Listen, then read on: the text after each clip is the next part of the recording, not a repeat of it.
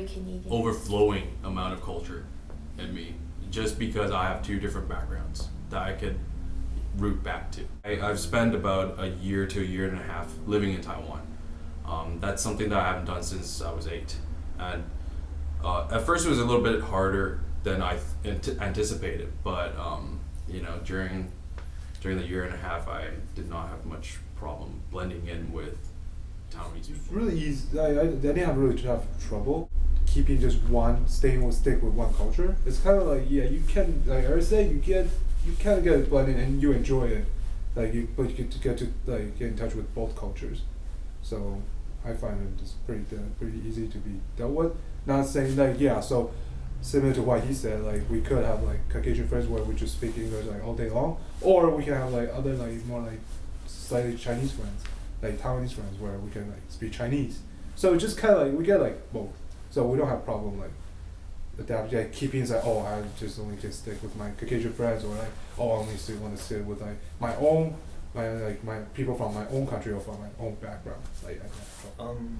For me, I never really had this problem with identifying, but interestingly at the same time, I don't feel like I identify myself with either culture. I don't really feel like I'm truly Canadian, nor am I truly Taiwanese.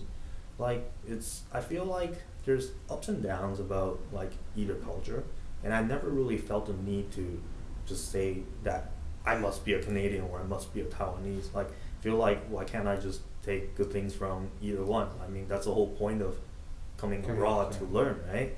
Like so, but then I guess like occasionally it does cause problems with me and my mom, because it's not so much sometimes it's like it's not right and wrong, it's just people do things differently in Taiwan than here, and then my mom will be like, why are you doing it like this, like why aren't you patriotic or whatever, but I think it's just different perspectives. I think it's just different, yeah.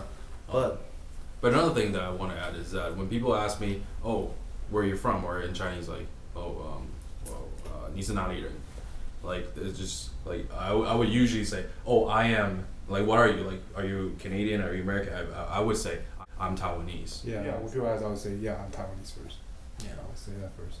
I don't know why, but I think I get phases. I just go back and forth.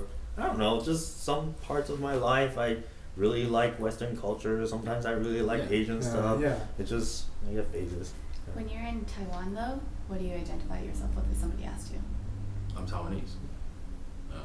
Yeah, well, yeah. If I'm Taiwan, I would say, oh, if let's say ask me like, where do you live? Where do you live? If I live where I live, that'll be, oh, I live in Vancouver. Like we're a very prideful nation, so I guess I personally just don't like to be mixed with or mixed up as someone that's not Taiwanese. Like Cantonese or Chinese. People as in my friends in Taiwan and also my relatives, they would always think that I am more because I'm kind of whitewashed, quote unquote whitewashed. They would think that all the things that they see in movies, they would ask me, oh, have you been to this kind of party? Have you met these kind of people in movies like Van Wilder or whatnot? They would just throw all these questions at me, and then I don't mind explaining to them, but it's just like there are things that people assume. Well, language is very difficult for me. I'm terrible at it. Like I said, I was stuck in ESL for 8 years. There's actually a lot of problem with my language. Like say for example, I count in Chinese, but I do math in English. Even till today, I can't write in Chinese. I could read it, but I can't write. No, I think keeping the mother tongue is pretty easy, because the people that I see, I surround myself with are usually people who speak my native tongue. Is that by choice? It's by choice, of course. Yeah. And then also speaking another language, my non-native tongue, English. I don't feel that it's a foreign language. I feel that I have two native tongues. I can express my feelings both very extravagantly with both languages, I feel. So, to me, it's just another tool to communicate. Yeah, keeping mother tongue was easy because my mom, just suck at English. So at home, we have to speak Chinese It's not to very her. nice. Well, compared to my classmates, I still feel like my reading and writing ability is not as great as it can be, Oh. and in my Chinese writing, Chinese or it's just English? non-existent. Like, Or Primarily probably we speak in English. I think we in, speak in Chinese, in primarily. Okay.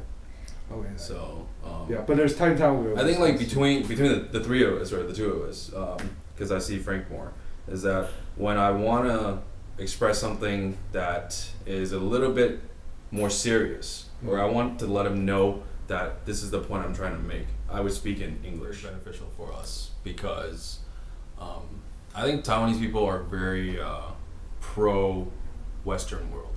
Like we Taiwanese people in general like something that's not familiar. You know, like we've always preferred, you know, Hollywood movies over Chinese, like, you know, Taiwanese made movies. We've always preferred other cultures better. So I think on that base, it gives us a great advantage because it's something that they view very highly.